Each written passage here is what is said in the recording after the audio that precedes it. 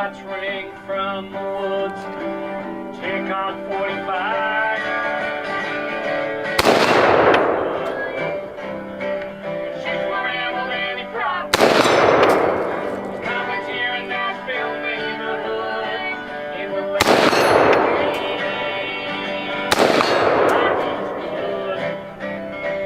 He's always shooting down in the woods. He probably wouldn't really if he could. Life is good. He wouldn't leave if he could. Life is good.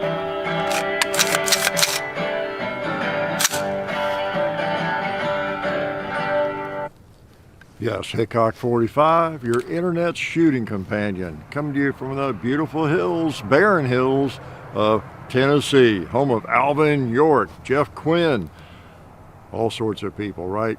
Yes, we're here again in the dry leaves and the barren trees, pretty much, and weather's not too bad on this particular day of the week.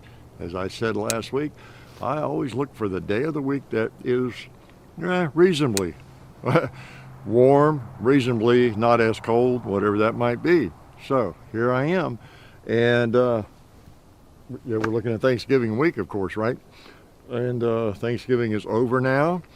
Hopefully you're still thankful for everything you were thankful for on Thursday, if you are in the part of the world where you observe Thanksgiving. Not everybody does, right?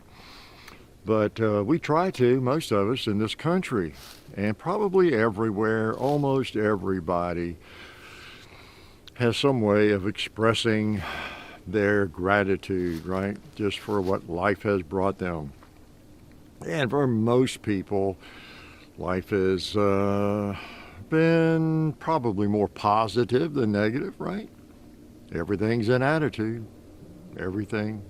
All of us have some seriously negative stuff happen to us. We have some seriously positive stuff happen to us. And this is the week in the United States where we kind of celebrate the positive stuff, right? And thankful. So what are you thankful for? Probably a lot. Yeah. You probably woke up this morning. That's a good start, isn't it? You might have even been able to get out of bed on your own. That's another step, big step, right? You were able to turn on a computer or TV and watch an ugly guy talk about firearms and other random things. So probably were able to eat breakfast or are having it now, maybe with coffee. But anyway, no matter how bad it is, we mostly have something to be thankful for. Yeah. So it's that time of year, and it's also in the United States, the eastern United States especially. Thanksgiving means it's going to be brisk, probably, unless you're in South Florida, right? And you see what I have out today? I have the LWRC, something I've not had out for a while. Been in the mood to shoot it, so that's why it's here. It's the old 6.8 SPC 2. Yeah, the 6.8 cartridge. I don't think it's dead. I don't know, there's so many cartridges that come out, many of which we would, many of us would agree, maybe not a need for it, I don't know. But there has been a lot of experimentation in the last, 10 to 20 years with something that would be a bit of an upgrade to the 5.56. Great round, 5.56. It's just very light. Yeah, very light. Very fast, but very, very light. And so a lot of folks have been testing rounds for decades, trying to arrive at something that is between a 5.56, 223, and 30 caliber. Something in 24, 25, 26, 27, caliber. 6 millimeters, 6.8, 6.5, whatever, and there's a lot of it out there, right? But then that's not just the only thing. It's not, well, easy for me to say. It's not hard to come up with the ideal round, maybe. The issue is fitting it in a rifle, in which it will shoot well, in a rifle that is not too big and ungainly, I think we've been looking at something that would be in a AR-15 platform, pretty much, maybe a little heavier, a tad bit bigger maybe or heavier, but not like an AR-10, a heavier, at least the traditional AR-10. It's pretty big and heavy. I've never really been attracted to them. Yeah, they're just not. If I want an aluminum modern rifle like this, I don't want it to weigh 30 pounds. Well, they don't weigh that much, but they feel like it after you shoot your 5.56 AR. There's so many nice ARs. They're pretty light and great shooters. Then you go to a 308 version of it, and quite often, especially in the past, they're a chunk, and I don't know. It depends what you're doing, but I soon carry an M14 if I'm going to carry a chunk to get a 30 caliber round in it like that, or something in the middle. It's kind of nice. So this is I like this rifle, even if that round becomes somewhat obsolete. I like it, and it's available. It's not cheap, the round, and a lot of people use it and love it for hog hunting and that kind of thing. So it's got more punch to it, and it's nice. I'm not disappointed that I spent the money on this. I like this rifle. It's a great rifle, and it's a great round. However it all sorts out in the future. So here I am shooting. Do I have the sound on? I think I do. And I'm shooting that. If you don't know what that round is, the 6.8 cartridge, there's one right there. And we have videos on this rifle, 6.8, okay, SPC. This is the SPC2. And it's a gas piston, and just a really nice rifle. This is the A5, SIX8 A5. And it's one of my best modern rifles, maybe my best modern rifle. Yeah, I like it. And I might put this mag back in and shoot it again. Sure might. I want to Oh man, let's take a shot. Let's put my ears back on. Take a couple. This thing has a little more recoil, a little more thump than the AR 5.56, but not much. Not much.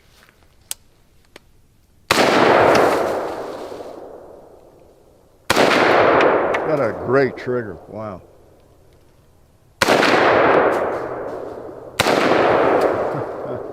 Really nice trigger. I'm gonna hit that. I changed out my target over there. I don't know if you can tell where I had a turkey hanging there. Now I have a buffalo hanging there. And he's about to fall off, I think. But I might knock him off.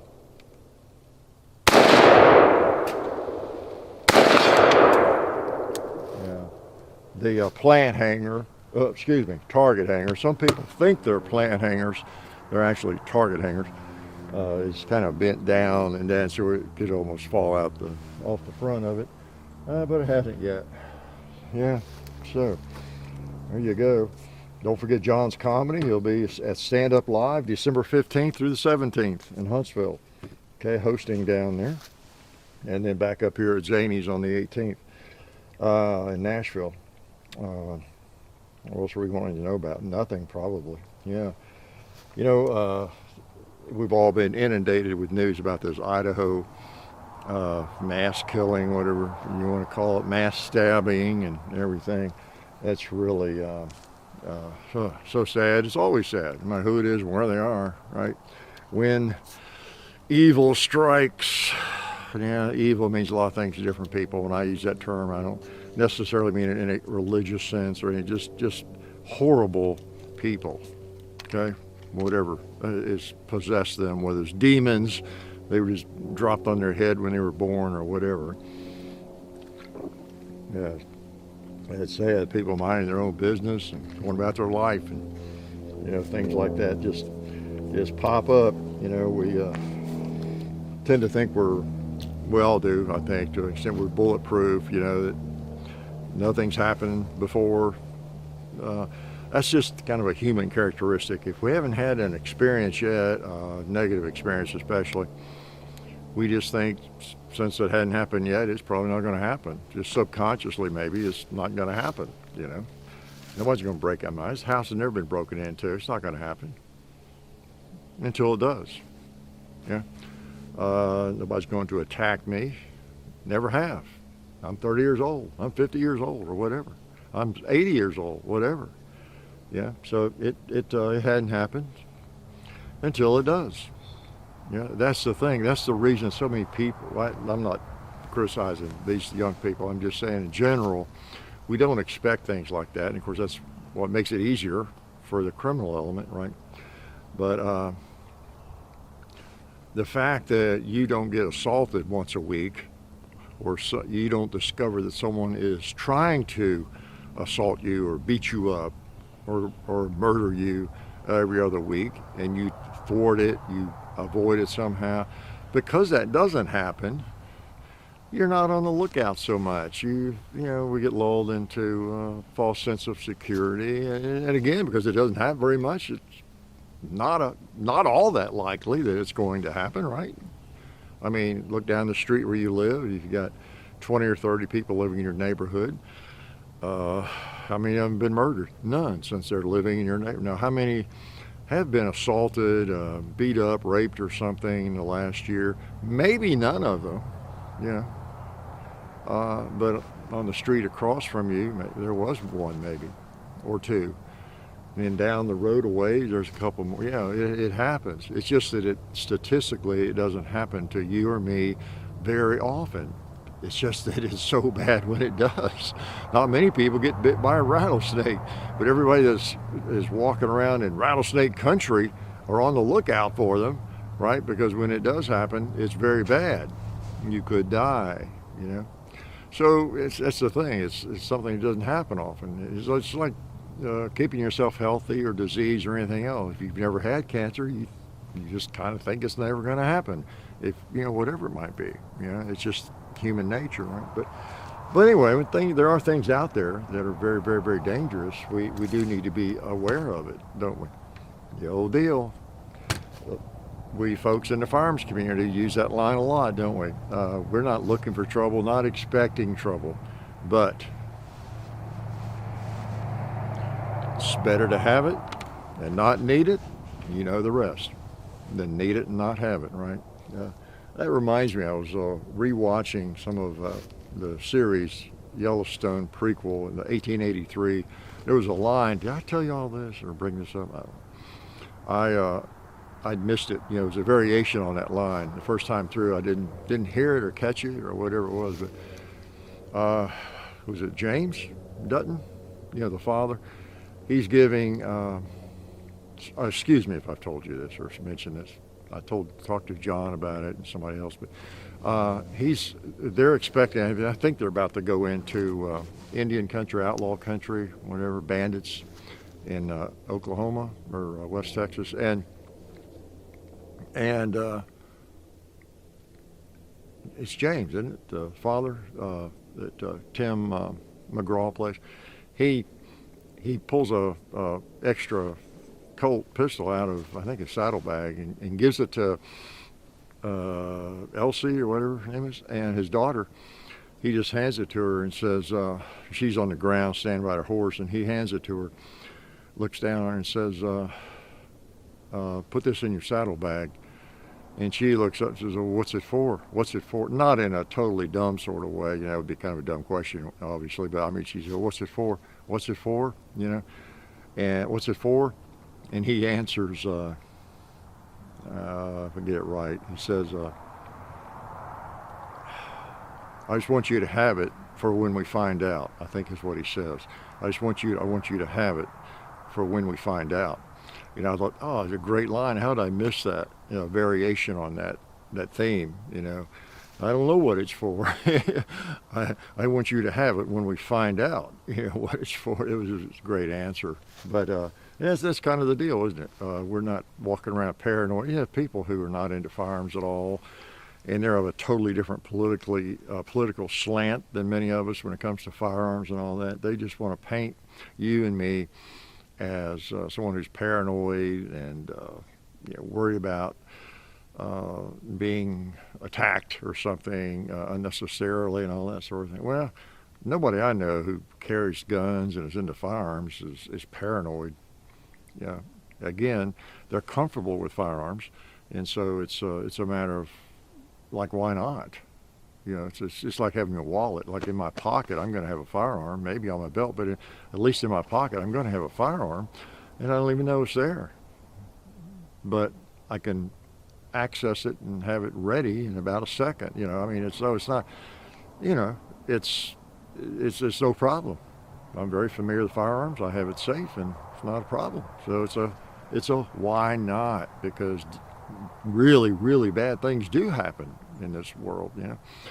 So that's what it's, and that's the thing that anti-gunners and folks who are not ever been around firearms don't really understand. They look at a firearm like this or a small firearm as a rattlesnake. Speaking of rattlesnakes, that could just bite you. It could go off, right? The old line.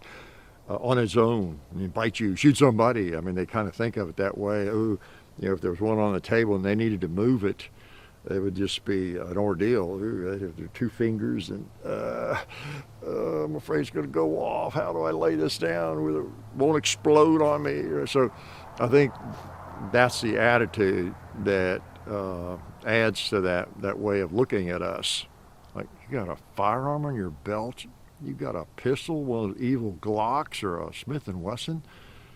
You got a firearm? Is it loaded? Wow.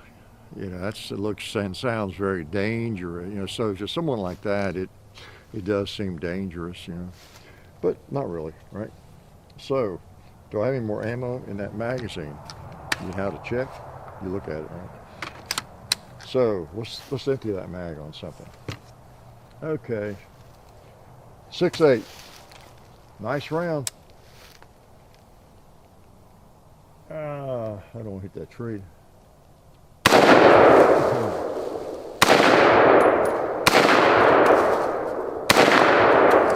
Knocks those pins off, you know, differently than a 5.56, right?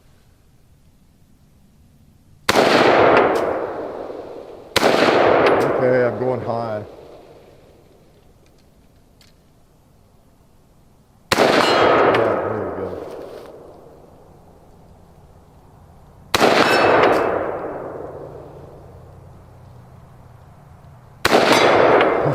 Oh, my stock is closed up on me. It's a sweetie, I tell you. That trigger is really nice. Really nice. Gosh. These mags, by the way, you look at the videos on this firearm. I might remember to link to it, perhaps one of them. But the LWRC worked out a deal with Magpul, and they made magazines for the 6.8 round. There are like AR style mags that it'll work in, but it doesn't hold as many, and some of them are a little funky. They don't do as well. Well, they're just a little bit bigger. The firearm has a mag well that's a little bit wider, and the mags are a little bigger, of course, and you can get 30 or 31 rounds in these. They're just like a 5.56 mag, and so they're made for it and everything. So you got a little bit of a proprietary thing going on there. Admittedly, like this lower, you know, I don't think it's going to work with a 5.56 probably. I've not tried it with a different upper and regular AR mags. I don't have one out here, but they're going to be a little bit more narrow. And, you know, so this is a dedicated machine to the 6.8 spec cartridge. That's what it is. A bit of a luxury. Okay. And have I ever had a red dot on it? I seem like I did. Right now, I just got the iron sights, of all things, LWRC sights. So I like it. I like it a lot, I have to say. So anyway, again, this is one of those firearms you might wonder, well, that's just a luxury, or it's a stupid gun to own. Not as good as a 5.56. Yeah, the 5.56 is more practical, ammo everywhere, cheaper to shoot. You know, it's just the standard and all that kind of thing. But I was thinking about this recently. It's kind of like a pistol caliber carbine argument. You saw hopefully the SIG MPX we just posted this week. big game hunt. That was a lot of fun. That's a fun rifle to shoot. That it's in 9mm though. You know, it's an AR rifle in AR type rifle, 9mm. Like, who has a purpose for that? And I've talked about this before. Well, the reason you get so much, I think we get so much hate, all of us at times, or maybe you throw it out, is that a lot of people are thinking in terms, there's two ways to think about that sort of thing, or this gun, or a pistol caliber carbine, and we could name others. A revolver, maybe. Like, why would I want a revolver? My Glock or my M&P holds 15 or 18 rounds, and you know, you're comparing the two, right? Well, if I compare this with an AR, I get a different story. If I compare that MPX with an AR, the 9mm AR type rifle with a 5.56, I got less power, do I? Maybe, or range, or you know, whatever.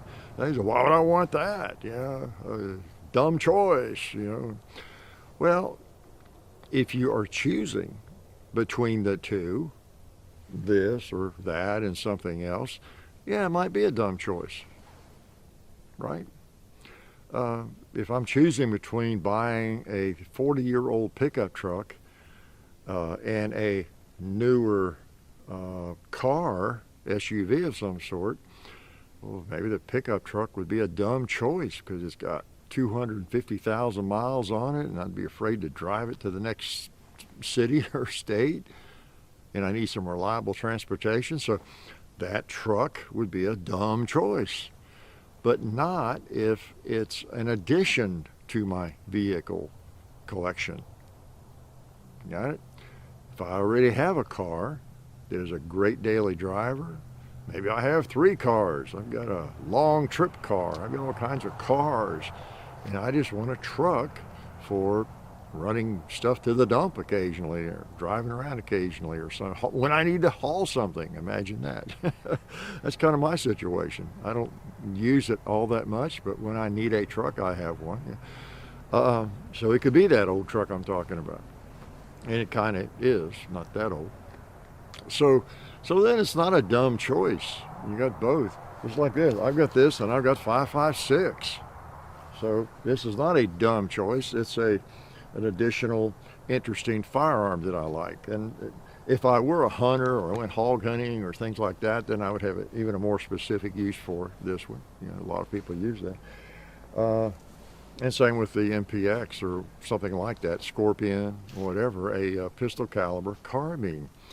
If you have AR-15s in a couple of calibers and AR-10s and everything, and then you buy a 9mm pistol caliber carbine, well, it's not necessarily a dumb choice, because it's not a choice between, is it?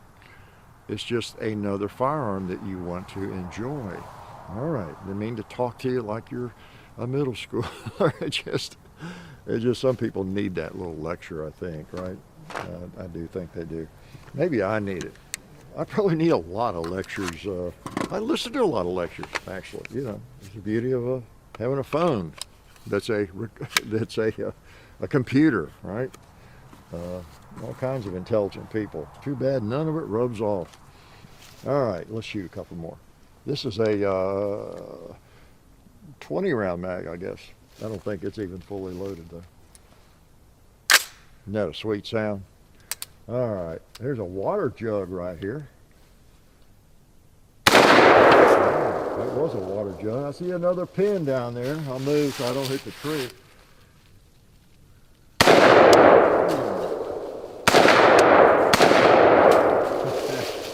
Yeah, it hits hard. That's one of the things that's nice about it. I'm going to go over there on those red plates again. Oh, okay. Looked like one of them fell.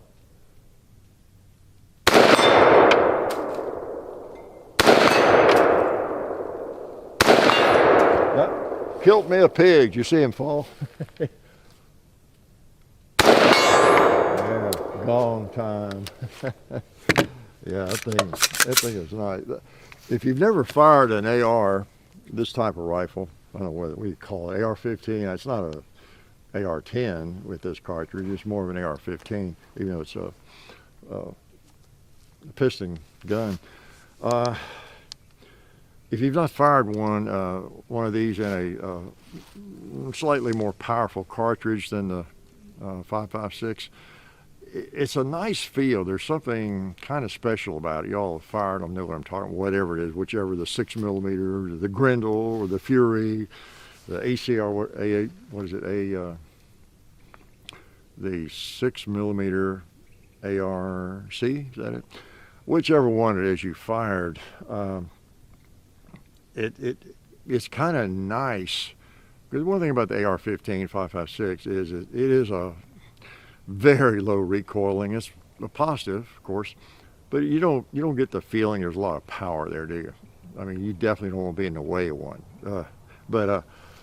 But you don't get that power feeling when you shoot, not into a power trip, but I mean, like when you're firing a 30-30, or 308, or anything like that, 270, you get a little, it doesn't hurt, but you get a little thump, a 6.5 Swedish round or 6.5 Creedmoor, all those rounds, they're very pleasant to shoot, but you can feel a little thump, okay?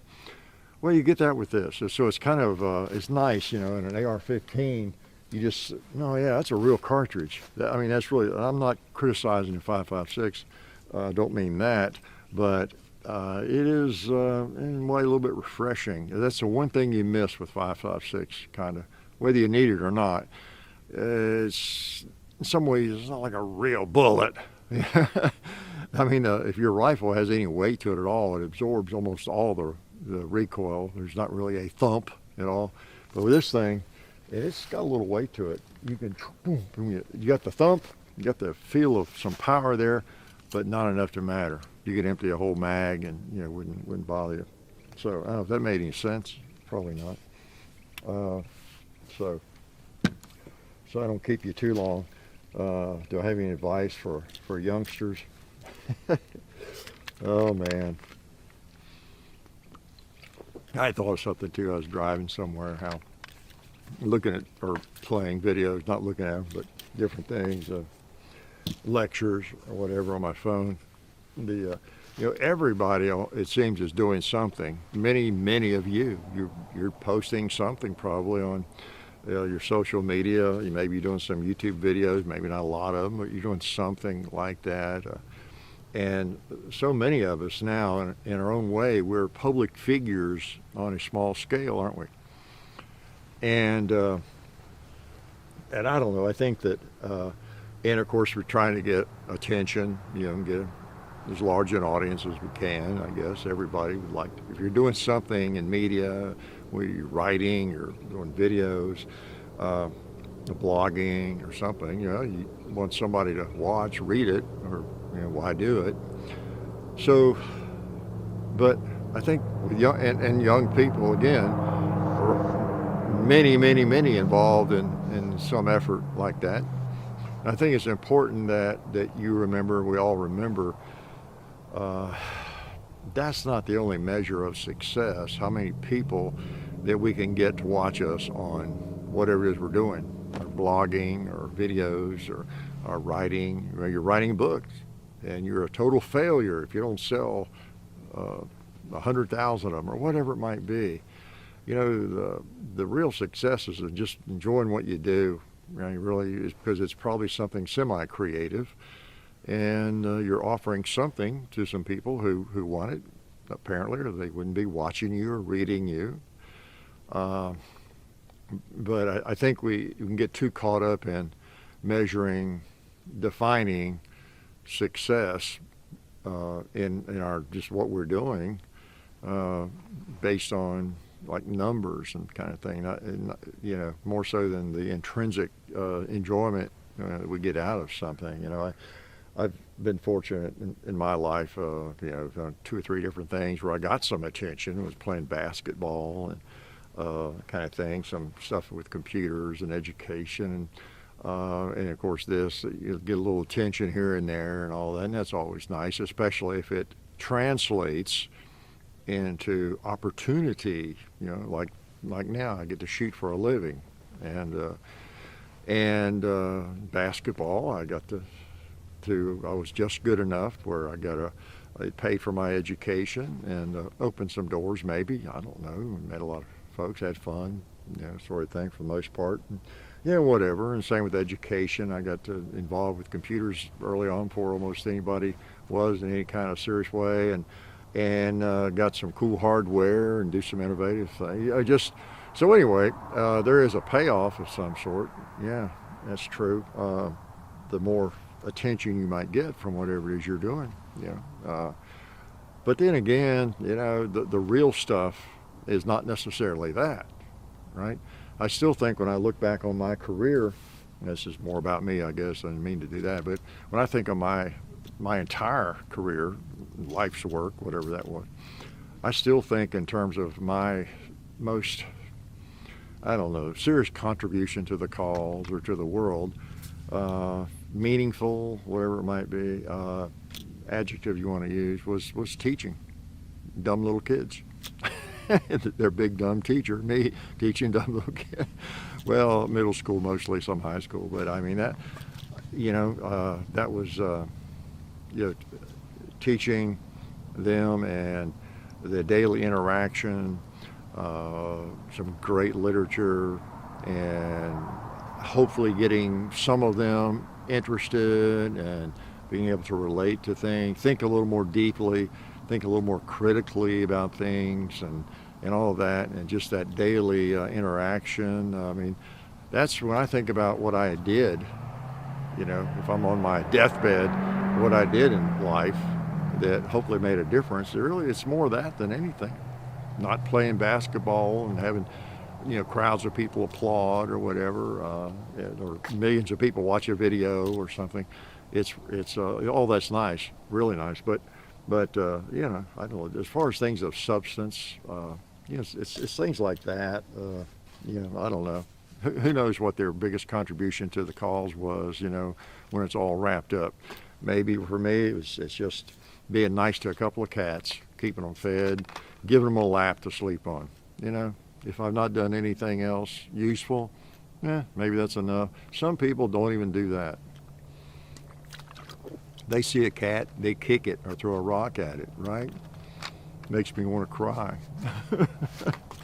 Okay, that's enough philosophy. Let's shoot something. All right.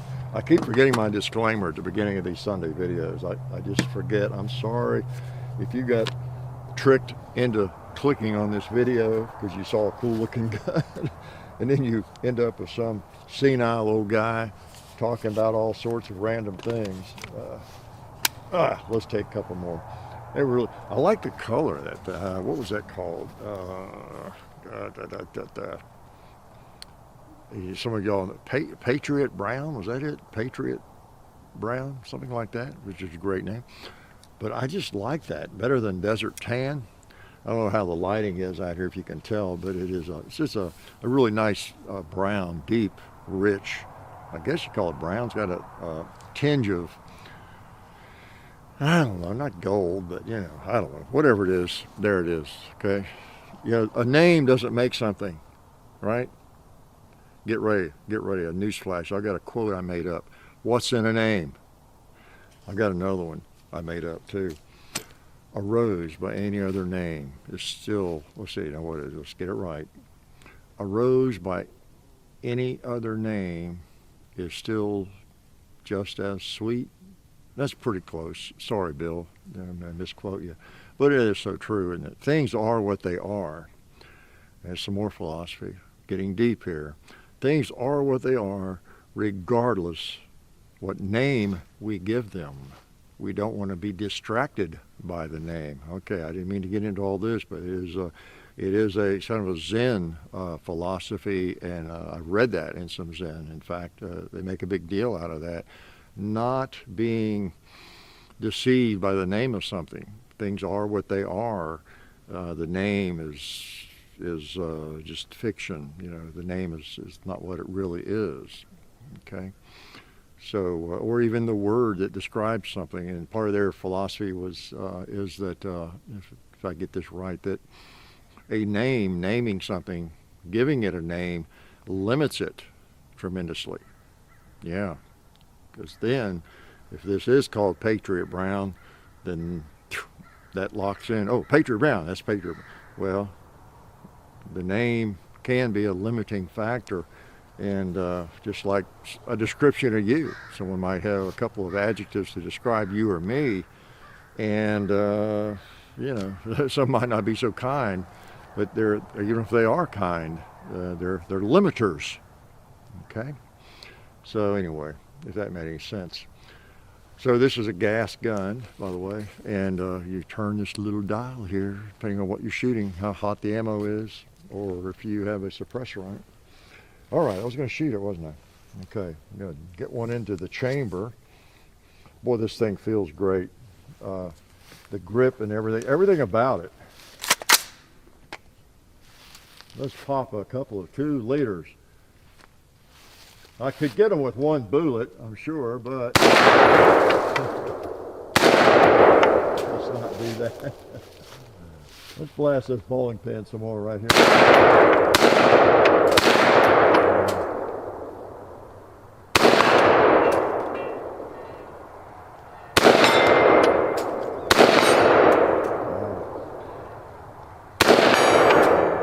I'll tell you what, if you got a good trigger on a rifle or hand, well, on a rifle at least, it's hard to miss.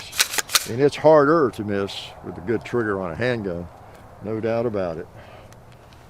So you might not be familiar with the 6.8, but you see the ammo around, you see the guns around. They're still being made, and you know, a lot of people have them. So if there's a large installed base, as they say, of anything, then there will always be an aftermarket, you know, product ammo for that, right? So it's one reason people are reluctant to jump into a new cartridge or anything brand new sometimes, because if it fails pretty early on, then you know, parts or ammo, you know, maybe they won't be all that available down the road. For example, 5.56 ammo. If every company that makes AR-15s and 5.56 or anything in 5.56 stopped tomorrow, you think ammo manufacturers would continue making 5.56 ammo? Yeah, they might, right? Since there are, what, 20, 30, 40, 50 million of them out there. So there you go. All right, any other wisdom? Nah. How about, yeah, did you notice I said any other wisdom, as if anything I had said had wisdom in it? Well, I'm going to shut up and let y'all get back to your football, or be thinking about your football, depending on what day it is. I don't know if you knew that. Some of you might not realize it, but you don't really have to watch these on Sunday.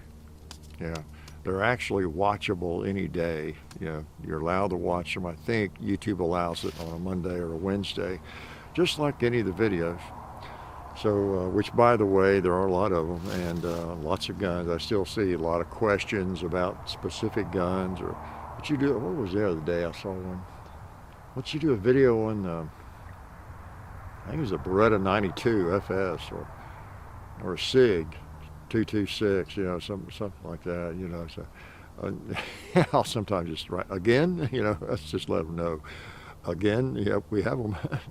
But everybody knows how to search YouTube, okay? And I run into a lot of you, and you talk about how every time you're searching a gun, you know, we have a video on it. Well, that's not 100% true, is it? Because there are a lot of guns we don't have a video on, but we do have a lot. So, you know, remember to check and just what do you talk? What is the best way to search someone's channel? I seem to be pretty lucky if I go to somebody's channel, or just Google, and I search, you know, if the YouTuber is Harry Smith, typing in Harry Smith Beretta 92, you know, or Beretta 92 Harry Smith, I seem to get their stuff either way. I think. What anybody got a thought on that, or an opinion, or some opinion based on evidence? You know, I'm not sure which is a better way to do that, but that's all you have to do.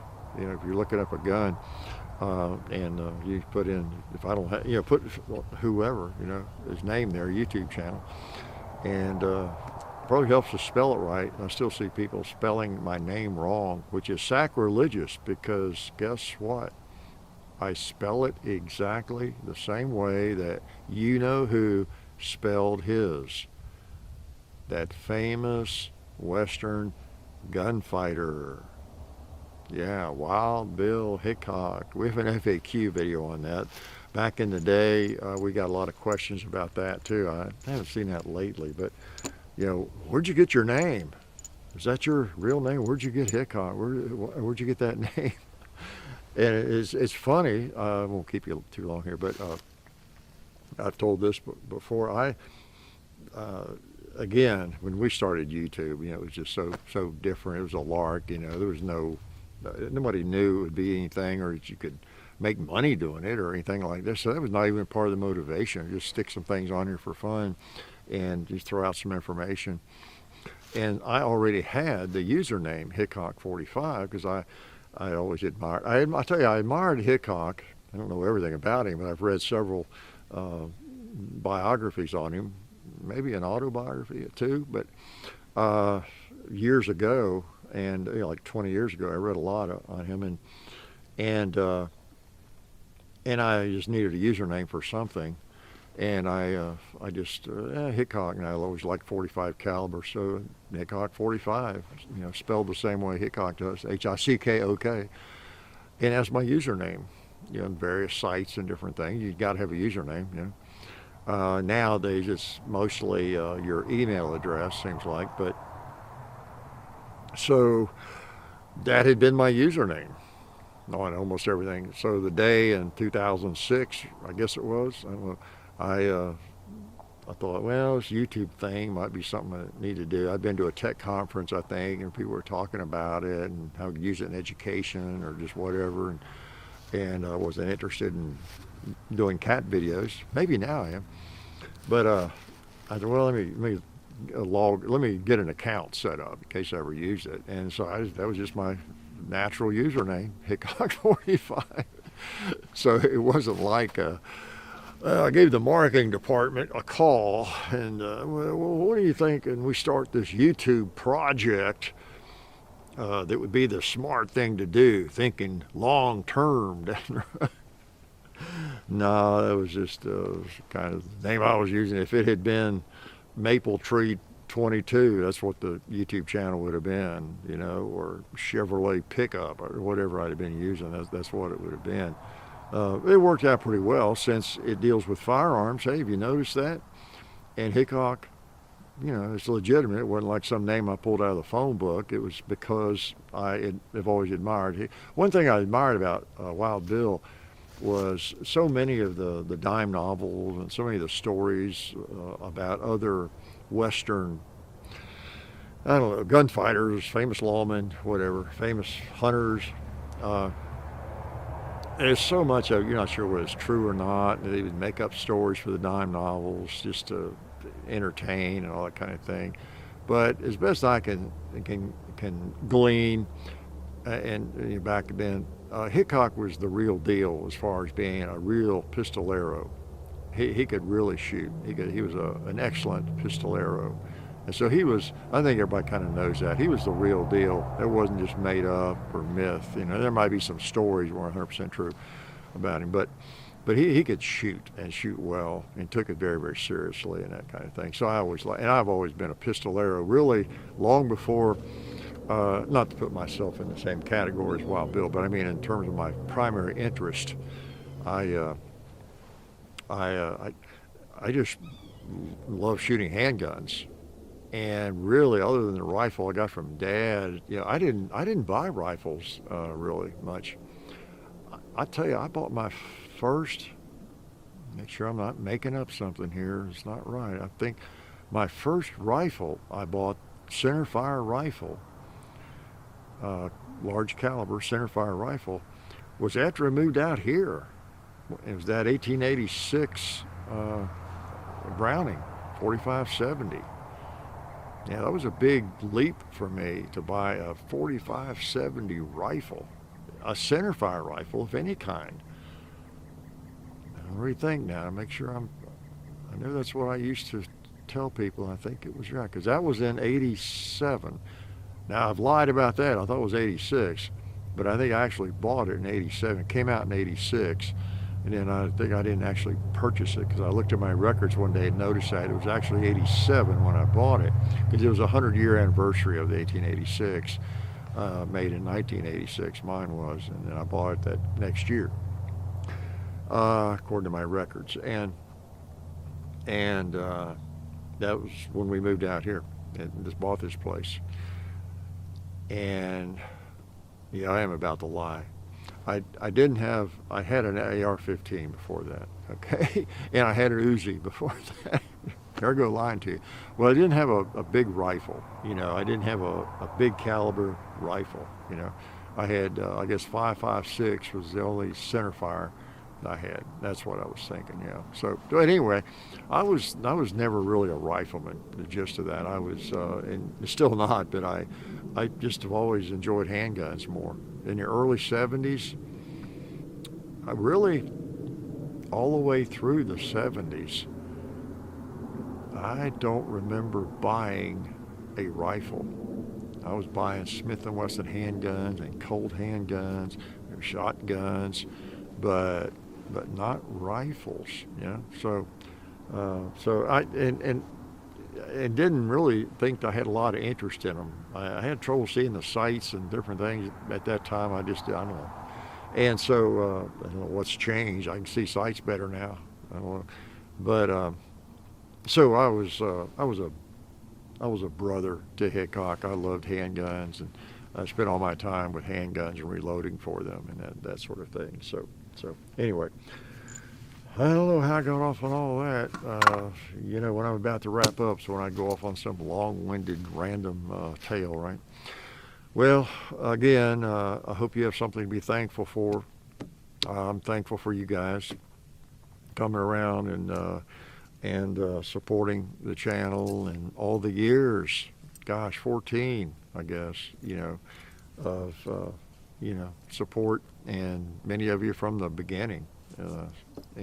So appreciate you participating and helping other people out. You see someone in the comments that needs question answered, whatever, I don't see it, help them out and make people feel welcome. Everybody, you know, pretty much.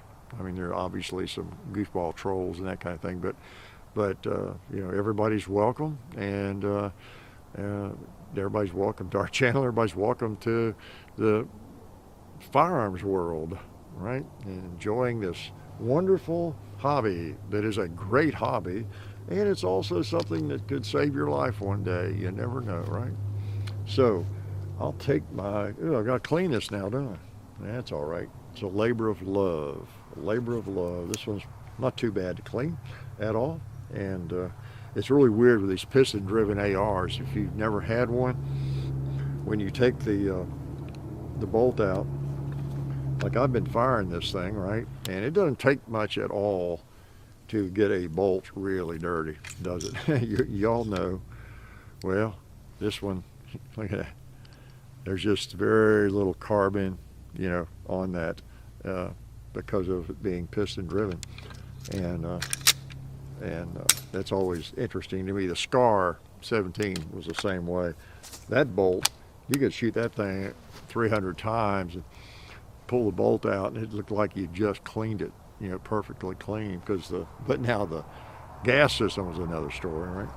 This one's supposed to be self-cleaning, kind of is. So anyway, I'm gonna let you go, and I will talk to you next week. Really appreciate you, and again, thankful for you all, you know, for your support, and again, giving me the opportunity to shoot for a living.